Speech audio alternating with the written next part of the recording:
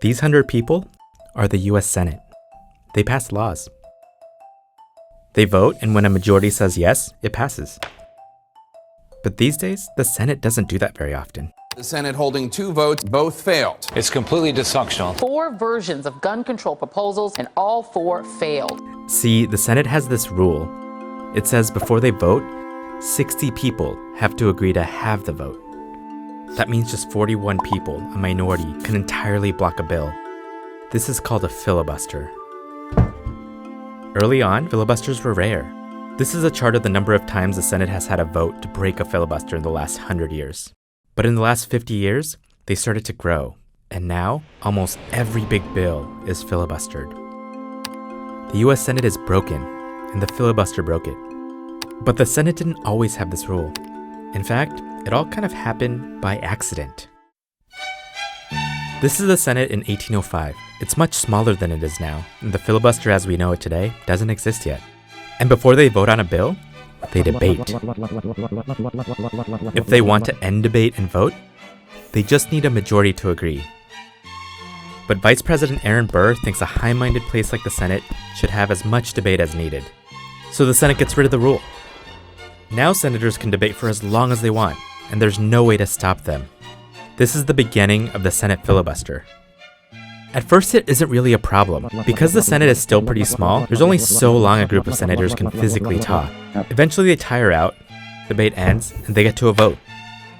But as the US grows, so does the Senate, and they have more factions and more people to filibuster bills. They move to a bigger room, and now it's 1917. World War I is underway, but the US isn't involved. Then President Woodrow Wilson asks Congress to authorize a broad military action. A group of senators don't want to give Wilson the power to enter the war, so they decide to debate until the session ends, filibuster. Woodrow Wilson is mad, and he demands that they go back to the old Senate rules. The debate can be ended with a simple majority. The Senate doesn't want to do that, so instead they compromise. They change the rules so they can end debate with the approval of 2/3 of the Senate, so that if senators want to block a bill, they need 1/3 to do it. This is basically the system we have today. A supermajority to agree to vote, then a simple majority to pass a law. And for a few decades, the filibuster is used, but pretty sparingly. Then in the 1950s, the Senate starts to consider civil rights legislation, and Southern senators really hate this. But they don't have the votes to actually defeat the bills, so they start using the filibuster to block bills. Here's South Carolina Senator Strom Thurmond.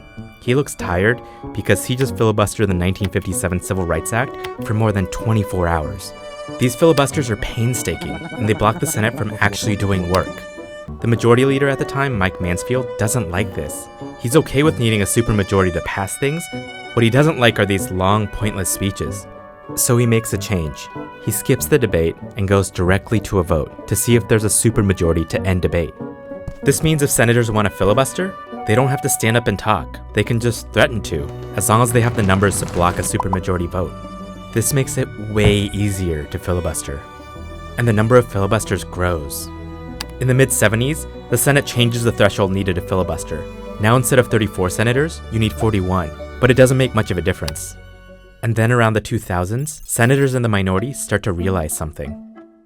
They can gain more politically by fighting than by cooperating. So they filibuster everything the other party wants to do. That's what leads to this spike. Now, almost every big bill is filibustered. Finally, in 2013, the Democratic majority makes a change to the rules that says the filibuster no longer applies to certain confirmation votes. In 2017, the Republican majority makes another similar change. Both times, it feels like a huge deal.